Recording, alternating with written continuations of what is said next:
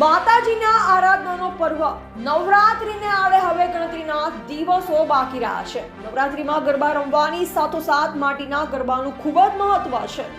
નવરાત્રીના પાવન દિવસોમાં લગભગ દરેક ઘરે અવનવા ગરબાનું સ્થાપન કરવામાં આવે છે, પરંતુ આજે આપણે કેવા પ્રજાપતિ પરિવારની વાત કરવી છે જે છેલ્લા 70 વર્ષથી માટીના ગરબા બનાવે છે।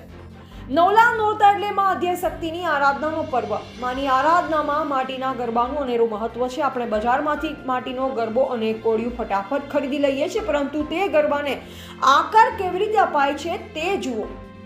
આ છે અમરેલી જિલ્લાના ધારીમાં રહેતા આંબાભાઈ પ્રજાપતિ। આંબાભાઈનો પરિવાર છેલ્લા 70 વર્ષથી માટીના ગરબા બનાવે છે। નવરાત્રીના 3 મહિના અગાઉ તેઓ કામની શરૂઆત કરે છે અને સૌપ્રથમ માટીના કોડિયા બનાવે છે, ત્યારબાદ ગરબા બનાવવામાં આવે છે। કાચી માટીને પરંપરાગત ચાંકડા પર ગરબાનો આકાર આપવામાં આવે છે, ત્યારબાદ તેને ભઠ્ઠીમાં પકવવામાં આવે છે। ગરબા તૈયાર થયા પછી પરિવારની મહિલાઓ ગરબા પર અવનવા રંગો પૂરે છે। આંબાભાઈનો પરિવાર આ વર્ષે લગભગ 2,500 ગરબા બનાવ્યા છે, જે હાથોહાથ વેચાવા લાગ્યા છે અને ગરબાની કિંમત છે માત્ર 30 રૂપિયા અને 40 રૂપિયા।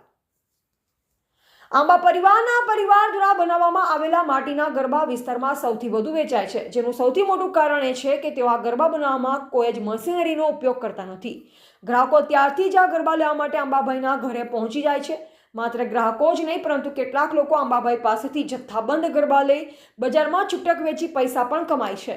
એટલે એક રીતે તેઓ પોતે તો રોજગારી મેળવે જ છે, સાથોસાથ અન્ય લોકોને પણ રોજગારી મળે છે। વર્તમાન સમયમાં આપણે સ્વદેશી વસ્તુઓને લોકલ ફોર વોકલ તરફ વળી રહ્યા છે, ત્યારે આંબાભાઈ જેવા અનેક પરિવારને આપણે સાથ આપીએ તો ખરા અર્થમાં નવરાત્રીમાં માં ભગવતી રાજી થાય। રિપોર્ટર ડામોર વનરાજભાઈ ધારી, ભીખુભાઈ વિજયભાઈ જીકાજરામે પ્રજાપતિ અને આંબાભાઈ પાસે અમે ગરબા વરોવરે લઈ જઈએ છીએ અને બાદ છે ગરબા આવે અમારે, પણ એ ગરબા અમને મોંઘા બહુ પડે છે, એટલે અમે એ ગરબા લાવતા નથી સિનેમાટીના।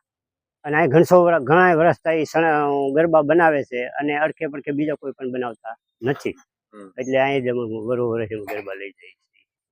અને અમારે અહીં માટીનું કામ બહુ સારું છે અને કામ બહુ રેડી છે।